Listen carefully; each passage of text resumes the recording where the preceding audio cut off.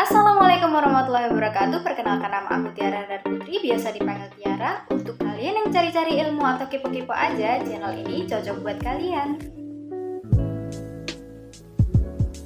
Kali ini kita akan membahas konsep teoritis filsafat pendidikan.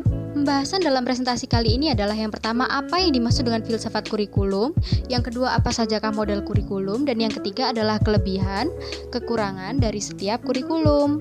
Pengertian dari filsafat kurikulum sendiri adalah asumsi-asumsi atau rumusan yang didapatkan dari hasil berpikir secara mendalam, analitis, logis, dan sistematis atau filosofis dalam merencanakan, melaksanakan, membina, dan mengembangkan suatu kurikulum. Model kurikulum yang pertama ada model kurikulum subjek akademik. Kurikulum ini berorientasi pada masa lalu dan peserta didiknya tergantung kepada segi apa yang diajarkan oleh pendidiknya, karena kurikulum ini sangat mengutamakan pengetahuan. Kemudian ada kurikulum humanistik. Kurikulum adalah sesuatu yang dapat menunjang perkembangan anak dalam aspek kepribadiannya. Pengikut aliran ini meliputi pendidikan konfluen, kritis, radikal, dan mistisi baru. Kurikulum teknologis. Kurikulum teknologis merupakan kurikulum yang di dalam pengajarannya melibatkan alat-alat teknologi dan sistem. Kemudian yang terakhir ada kurikulum rekonstruksi sosial. Kurikulum ini berharap dengan adanya kerjasama dan interaksi siswa atau peserta didik dapat berusaha memecahkan masalah, baik masalah yang ada pada dirinya atau masalah-masalah sosial yang sehingga dapat membentuk dan menciptakan masyarakat yang baik. Selanjutnya kita akan membahas kegunaan dari tiap kurikulum. Yang pertama, kurikulum subjek akademis.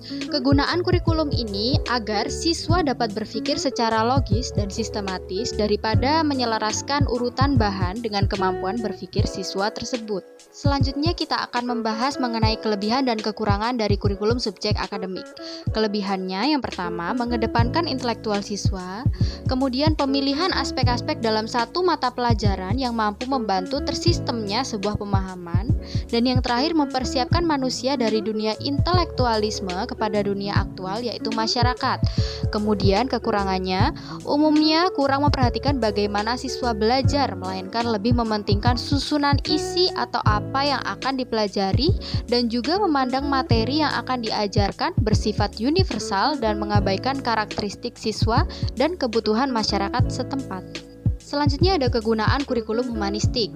Siswa mempunyai kesempatan untuk memperluas dan memperdalam aspek-aspek perkembangannya.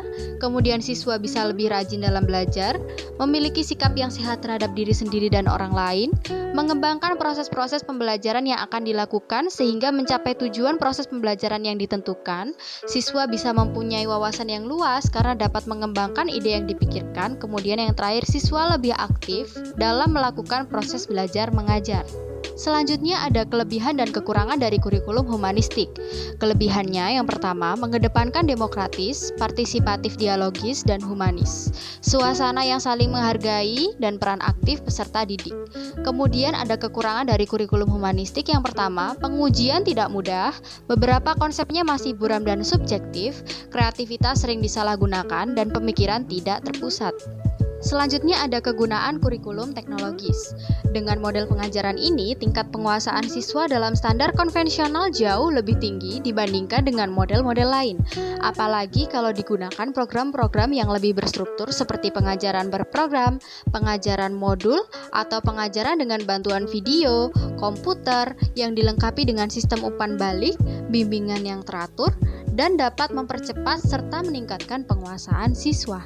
Kelebihan dan kekurangan dari kurikulum teknologis ini adalah yang pertama, kelebihannya penggunaan berbagai teknologi mempermudah pekerjaan tenaga kependidikan, kemudian menjadikan pekerjaan lebih cepat, efektif, dan efisien.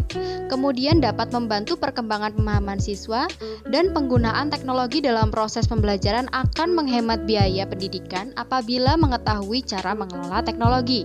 Kemudian kekurangan dari kurikulum teknologis ini yang pertama, mudah disalahgunakan apabila tidak dikelola secara bertanggung jawab. Alat dan media pembelajaran membutuhkan biaya yang tidak sedikit. Kemudian pengembangan kurikulum yang bersifat teknologis juga membutuhkan kualitas sumber daya manusia yang tinggi. Sedangkan saat ini masih banyak para tenaga kependidikan yang masih rendah kualitas sumber daya manusianya di bidang teknologi. Yang terakhir ada kurikulum rekonstruksi sosial. Kegunaan dari kurikulum ini adalah menghadapkan para siswa pada tantangan, ancaman, hambatan-hambatan atau gangguan yang dihadapi manusia. Tantangan-tantangan tersebut merupakan bidang garapan studi sosial yang perlu didekati dari bidang-bidang lain seperti ekonomi, sosiologi, psikologi, estetika, bahkan pengetahuan alam, dan matematika. Masalah-masalah masyarakat bersifat universal dan hal ini dapat dikaji dalam kurikulum. Kelebihan dan kekurangan kurikulum rekonstruksi sosial.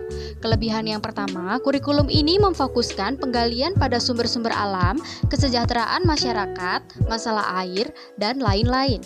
Kemudian, menghendaki adanya kerjasama dalam kegiatan belajar, saling menghargai, suasana belajar yang kondusif, dan tidak ada kompetitif karena satu dengan yang lain saling ketergantungan. Kemudian yang terakhir, siswa turut serta memilih, menyusun, dan menilai bahan yang akan diujikan. Kemudian kekurangan dari kurikulum ini yang pertama, diperlukan bantuan para ahli disiplin ilmu dalam menganalisis, memecahkan masalah sosial, dan membuat kebijakan sosial. Kurikulum ini juga sukar diterapkan. Kurangnya perhatian pada penerapan dan dinamika inovasi. Terima kasih ya sudah nonton video ini. Jangan lupa pencet tombol like, comment, dan subscribe. See you in the next video.